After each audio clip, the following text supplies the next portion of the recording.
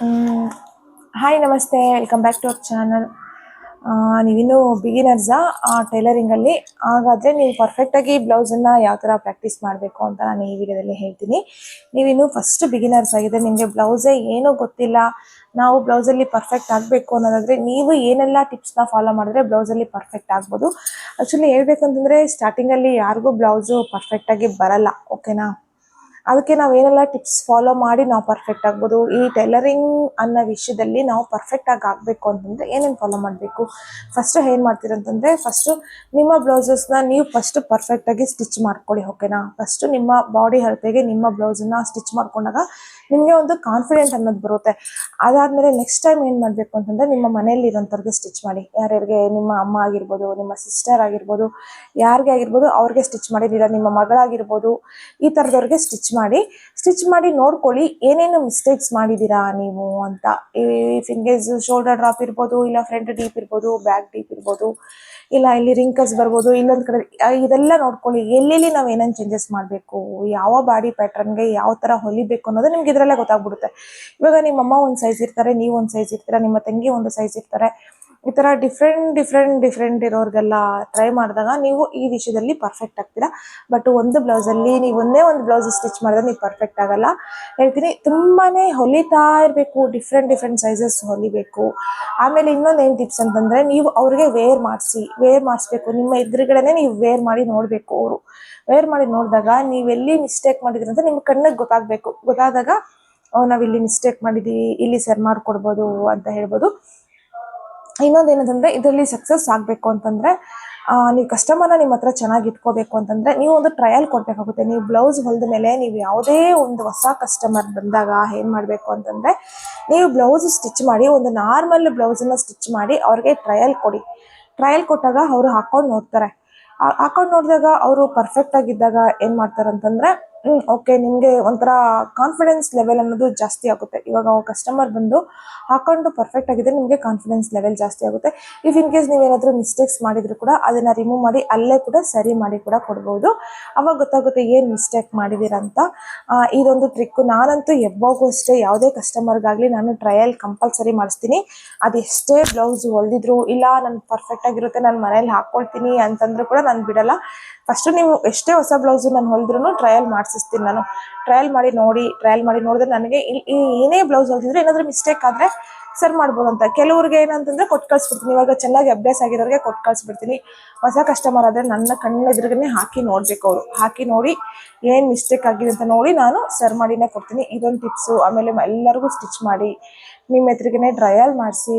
ನಿಮ್ಮ confident level high ಆಗುತ್ತೆ. ಆದಷ್ಟು ಭಯ ಪಡಬೇಡಿ. ಇನ್ನೊಂದು ಏನಂತಂದರೆ, ಅಯ್ಯೋ ಇದನ್ನು ಹೊಲಿದ್ರೆ ಹಿಂಗಾಗ್ಬಿಡುತ್ತೆ, ಅದನ್ನು ಹೊಲಿದ್ರೆ ಹಿಂಗಾಗ್ಬಿಡುತ್ತೆ, ಭಯ ಪಡೋದು. ಆ ಭಯನ ಫಸ್ಟು ಮೈಂಡಿಂದ ತೆಗೆದಕ್ಕೆ. ನನ್ನ ಹತ್ರ ಸ್ಟೂಡೆಂಟ್ಸು ತುಂಬ ಜನ ಟೈಲರಿಂಗ್ ಕ್ಲಾಸಸ್ಸು ಕಲಿತರು. ಅವ್ರದ್ದೆಲ್ಲ ಏನು ಗೊತ್ತಾ ಮಿಸ್ಟೇಕು? ಭಯ ಪಡೋದು. ನನಗೇನು ಹೇಳ್ತಿದ್ರು ಗೊತ್ತಾ? ಬಂದ್ಬಿಟ್ಟು, ಮ್ಯಾಮ್ ನೀವೇ ಕಟ್ ಮಾಡಿಕೊಡಿ, ನಮಗೆ ಭಯ ಆಗುತ್ತೆ, ನೀವೇ ಕಟ್ ಮಾಡಬೇಕು ಅನ್ನೋರು. ಬಟ್ ಅದು ಭಯ ಪಡಬಾರ್ದು. ನೀವು ಸ್ಟಾರ್ಟಿಂಗಲ್ಲಿ ಏನು ಭಯ ಪಡೋ ಅವಶ್ಯಕತೆ ಇಲ್ಲ. ವೇಸ್ಟ್ ಬಟ್ಟೆಯಲ್ಲಿ ಚೆನ್ನಾಗಿ ಕಟ್ ಮಾಡಿ ಅಭ್ಯಾಸ ಮಾಡಿ. ವೇಸ್ಟ್ ಬಟ್ಟೆಗಳಲ್ಲಿ ಅಭ್ಯಾಸ ಮಾಡಿ ಆಮೇಲೆ ಮೇನ್ ಕ್ಲಾತ್ಗೆ ಹೋಗಿ. ಆವಾಗ ನಿಮಗೆ ಕಾನ್ಫಿಡೆನ್ಸ್ ಲೆವೆಲ್ ಹೈ ಆಗುತ್ತೆ. ವೇಸ್ಟ್ ಬಟ್ಟೆಯಲ್ಲಿ ಪರ್ಫೆಕ್ಟಾಗಿ ಬಂತಂದರೆ ಒಂದು ಒಳ್ಳೆ ಬಟ್ಟೆ ಮೇಲೆ ಆಟೋಮೆಟಿಕಲಿ ಕಟ್ ಮಾಡಿ ಹೊಲಿಬೋದು. ಫಸ್ಟೆಲ್ಲ ನಾನು ತುಂಬಾ ಭಯ ಪಡ್ತಾ ಇದ್ದೆ. ಒಂದು ಬ್ಲೌಸ್ ಹೊಲಿದ್ಮೇಲೆ ಅಯ್ಯೋ ಕರೆಕ್ಟಾಗಿದೆಯಾ, ಶೋಲ್ಡ್ರ್ ಡ್ರಾಪ್ ಆಗಿದೆಯಾ, ಟೈಟ್ ಆಗಿದೆಯಾ, ಏನೇನೋ ಅಂತಾನು. ನಾನು ಸ್ಟಿಚಿಂಗ್ ಮಾಡಿದಾಗ ಏನಾಗ್ತಿತ್ತು ಅಂತಂದರೆ, ಮೇನ್ ಪ್ರಾಬ್ಲಮ್ ಆಗ್ತಿದ್ದು ಬಂದು ಶೋಲ್ಡ್ರ್ ಡ್ರಾಪಿಂಗು ಪ್ಲಸ್ ಫ್ರಂಟಲ್ಲಿ ಬಂದು ಟೈಟ್ ಆಗಿಬಿಡ್ತಿತ್ತು. ಆಟೋಮೆಟಿಕಲಿ ಇದು ಟೈಟ್ ಆಗಿ ಇದನ್ನು ಈ ಥರ ಶೋಲ್ಡ್ರ್ ಜಾರೋಗ್ಬಿಡ್ತಾ ಇತ್ತು. ಇದೇ ಮಿಸ್ಟೇಕ್ ಆಗ್ತಿತ್ತು. ಇದೆಲ್ಲ ನಾನು ತುಂಬ ಕಲಿತ ಮೇಲೆ ನನಗೆ ಇದೆಲ್ಲ ಎಲ್ಲೆಲ್ಲಿ ಏನೇನು ಕಂಟ್ರೋಲ್ ಮಾಡಬೇಕು ಅನ್ನೋದು ನನಗೆ ಗೊತ್ತಾಗಿದ್ದು. ಇದೊಂದು ಮೈನ್ ಟಿಪ್ಸು. ನೀವು ಏನೇ ಬ್ಲೌಸ್ ಹೊಲಿದ್ರೂ ಕೂಡ ನಿಮ್ಮ ಚೆಸ್ಟ್ ಪಾಯಿಂಟ್ ಕರೆಕ್ಟಾಗಿರಬೇಕು, ಶೋಲ್ಡರ್ ಅನ್ನೋದು ಕರೆಕ್ಟಾಗಿರಬೇಕು. ಚೆಸ್ಟ್ ಅನ್ನೋದು ಕರೆಕ್ಟಾಗಿದ್ದರೆ if in case shoulder drop ಆದರೂ ಕೂಡ ನಾವು ಬ್ಯಾಕ್ ಸೈಡು ಟ್ಯಾಗ್ ಅನ್ನೋದನ್ನ ಹಾಕ್ಕೋಬೋದು. ಈ ವಿಷಯದಲ್ಲಿ ನಾನು ಏನಂತಂದರೆ, ಫಸ್ಟು ಭಯ ಪಡಬಾರ್ದು. ನೀವು ಭಯ ಪಡದೆ ವೇಸ್ಟ್ ಬಟ್ಟೆಲಿ ಕಟ್ ಮಾಡಿ, ಪೇಪರ್ಸಲ್ಲಿ ಕಟ್ ಮಾಡಿ, ಸ್ಟಿಚಿಂಗ್ ಮಾಡಿ, ತುಂಬಾ ಟ್ರಯಲ್ ಮಾಡಿದ್ಮೇಲೆ ಆಟೋಮೆಟಿಕಲಿ ನಿಮಗೆ ಗೊತ್ತಾಗ್ಬಿಡುತ್ತೆ. ಇದಿಷ್ಟು ಫಾಲೋ ಮಾಡಿದ್ರೆ ನೀವು ಬೇಸಿಕಲಿ ಅಂತ ಅನ್ನೋದಕ್ಕಿಂತನೂ ನೀವು ನಿಮ್ಮ ಒಂದು ಟೈಲರಿಂಗ್ ಅನ್ನೋ ವಿಷಯದಲ್ಲಿ ನೀವು ಸಕ್ಸಸ್ ಆಗ್ಬೋದು. ಫಸ್ಟ್ ಬ್ಲೌಸ್ ಪರ್ಫೆಕ್ಟಾಗಿ, ಆ ಬ್ಲೌಸ್ ಅನ್ನೋದು ಪರ್ಫೆಕ್ಟಾಗಿ ಬಂದರೆ ಆಟೋಮೆಟಿಕಲಿ ಡ್ರೆಸ್ಸು ಕೂಡ ಬಂದ್ಬಿಡುತ್ತೆ. ಡ್ರೆಸ್ಸಲ್ಲಿ ಬಂದು ಮೇನ್ ಇಂಪಾರ್ಟೆಂಟ್ ಅಂತಂದರೆ ಇಪ್ಪೌಂಡ್ ಹತ್ರ ಕರೆಕ್ಟ್ ಮಾಡಬೇಕಷ್ಟೇ. ಅದೆಲ್ಲ ಅಪ್ಕಮಿಂಗ್ ವೀಡಿಯೋಸಲ್ಲಿ ನಾನು ಅಪ್ಲೋಡ್ ಮಾಡ್ತೀನಿ, ಯಾವುದಕ್ಕೆ ಹೆಂಗೆ ತೊಗೋಬೇಕು ಅಂತ. ಇವಾಗ ಸದ್ಯಕ್ಕೆ ಬಂದು ನಾನು ನೆಕ್ಸ್ಟ್ ಇವಾಗ ಒಂದು ವಿಡಿಯೋ ಯಾವ್ದು ಅಪ್ಲೋಡ್ ಮಾಡ್ತೀನಿ ಅಂತಂದರೆ ಒಂದು ಬ್ರಾಪ್ ಬ್ಲೌಸನ್ನ ಅಪ್ಲೋಡ್ ಮಾಡ್ತೀನಿ. ಅದನ್ನು ನೋಡಿ ಅದು ತುಂಬ ಈಸಿ ಇದೆ, ಅಂಥದ್ದೆಲ್ಲ ಟ್ರೈ ಮಾಡಿ, ಡಿಫ್ರೆಂಟ್ ಆಗಿರೋಂಥದ್ದೆಲ್ಲ ಟ್ರೈ ಮಾಡಿ. ಯೂಟ್ಯೂಬಲ್ಲಿ ತುಂಬ ವೀಡಿಯೋಸ್ ಸಿಗುತ್ತೆ. ಆ ವೀಡಿಯೋಸ್ ಎಲ್ಲ ನೀವು ನೋಡಿ ಹೊಲಿಬೇಕು ಅಂತಂದರೆ ತುಂಬಾ ನಿಮಗೆ ಬೇಸಿಕ್ ನಾಲೆಡ್ಜ್ ಅನ್ನೋದು ಸಿಕ್ಕಾಪಟ್ಟೆ ಇರಬೇಕಾಗುತ್ತೆ.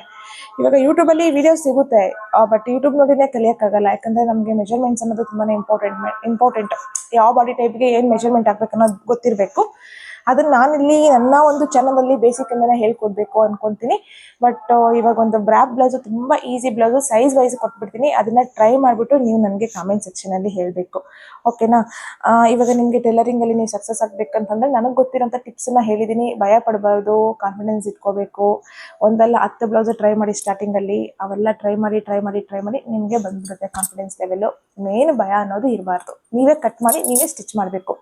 ಅಯ್ಯೋ ಕಟ್ ಮಾಡಿದ್ರೆ ಹಂಗಾಗ್ಬಿಡುತ್ತೆ ಹಿಂಗಾಗ್ಬಿಡುತ್ತೆ ಅದೆಲ್ಲ ಬಿಟ್ಬಿಟ್ಟು ನಿಮ್ಮ ಮನೆಗಿಂದವ್ರದ್ದು ಫಸ್ಟ್ ಹೊಲೀರಿ. ನಿಮ್ಮ ಫ್ರೆಂಡ್ಸ್ದೆಲ್ಲ ಹೊಲ್ಕೊಡಿ. ಅಮೌಂಟ್ ಕೊಟ್ಟಿಲ್ಲ ಅಂದ್ರೂ ಪರವಾಗಿಲ್ಲ, ಫ್ರೀಯಾಗಿ ಹೊಲ್ಕೊಡಿ. ಯಾಕಂತಂದ್ರೆ ನಿಮಗೆ ಬಟ್ಟೆ ಫ್ರೀಯಾಗಿ ಸಿಗುತ್ತೆ. ಇಲ್ಲ ನೀವೇ ಅಮೌಂಟ್ ಕೊಟ್ಟು ತೊಗೋಬೇಕಂತಂದರೆ ಬಟ್ಟೆಗೂ ನೀವು ಅಮೌಂಟು ಸ್ಪೆಂಡ್ ಮಾಡಬೇಕಾಗುತ್ತೆ. ಹಾಗಾಗಿ ನಿಮ್ಗೆ ಅಮೌಂಟು ಸೇವ್ ಆಗುತ್ತೆ, ಪ್ಲಸ್ ನೀವು ಕಲ್ತಂಗೂ ಆಗುತ್ತೆ, ಅವ್ರಿಗೂ ಹೊಲ್ಕೊಟ್ಟಂಗೂ ಆಗುತ್ತೆ. ಇದಿಷ್ಟು. ಐ ಹೋಪ್ ನನ್ನ ಈ ಒಂದು ವಿಡಿಯೋ ಇಷ್ಟ ಆಗಿದ್ದರೆ ಲೈಕ್ ಮಾಡಿ, ಶೇರ್ ಮಾಡಿ, ಹಾಗೆ ಚಾನಲ್ನ ಸಬ್ಸ್ಕ್ರೈಬ್ ಮಾಡ್ಕೊಳ್ಳಿ. Thank you so much for watching.